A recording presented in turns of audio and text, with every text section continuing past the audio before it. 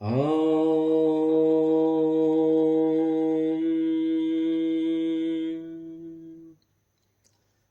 आदित्यहृदयस्तोत्रम्।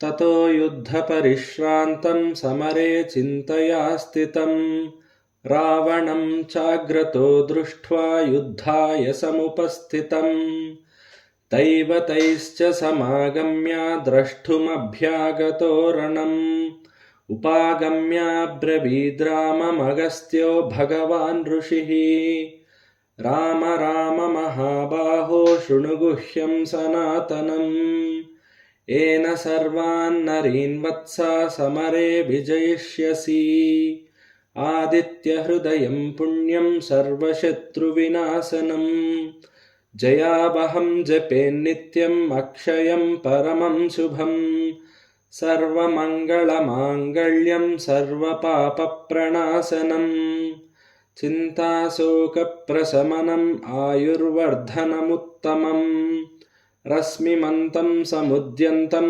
देवासुरनमस्कृतं पूजयस्व विवस्वन्तं भास्करं भुवनेश्वरं सर्वदेवात्मको ह्येष तेजस्वी रश्मिभावनः एष देवासुरगणान् लोकान् पाति गभस्तिभिः एष ब्रह्मा च विष्णुश्च शिवस्कन्दः प्रजापतिः महेन्द्रो धनदः कालो यमः सोमो ह्यपाम्पतिः पितरो वसवः साध्या अश्विनौ मरुतो मनुः वायुर्वह्निः प्रजाप्राणा ऋतुकर्ता प्रभाकरः आदित्यः सविता सूर्यः खगः पूषा गभस्तिमान् सुवर्णः सदृशो भानुः स्वर्णरेता दिवाकरः हरिदस्वः सहस्रार्चिः सप्तसप्तिर्मरीचिमान्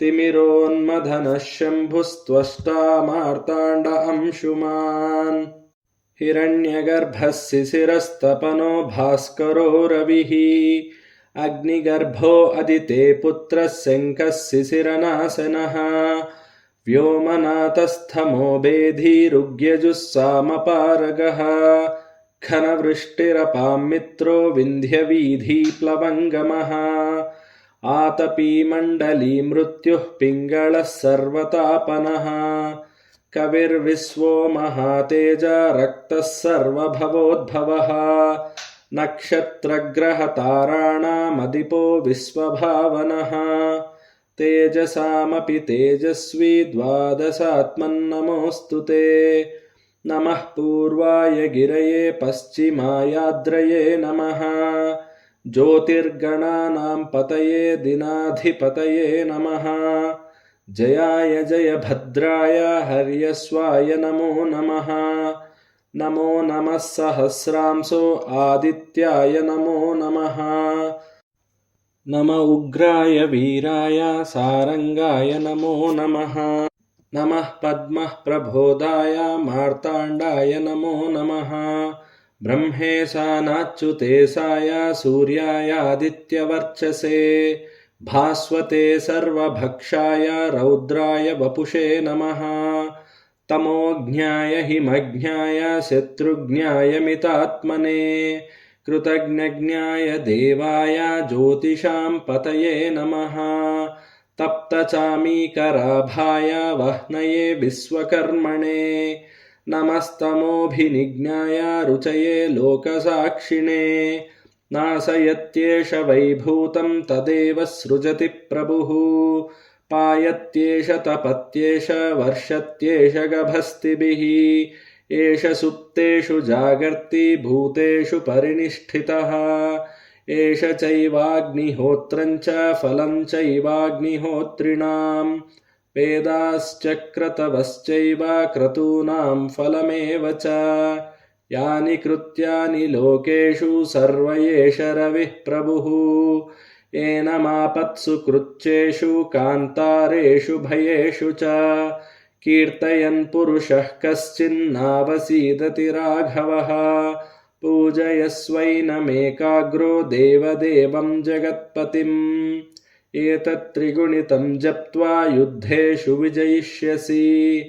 अस्मिन् क्षणे महाबाहो रावणं त्वं वधिष्यसि। एवमुक्त्वा तदागस्त्यो जगाम च यथागतम्।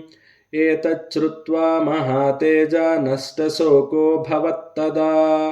धारयामास सुप्रीतो राघवः प्रयतात्मवान्।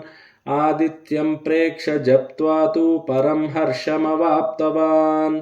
त्रिराचम्यः शुचिर्भूत्वा धनुराधाय वीर्यवान्। रावणं प्रेक्ष्य हृष्टात्मा युद्धाय समुपागमत्। सर्वयत्नेन महता वधे तस्य धृतोऽभवत्। अथ रविरवदन्निरीक्ष्य रामं मुदितमनाः परमं प्रहृष्यमाणः।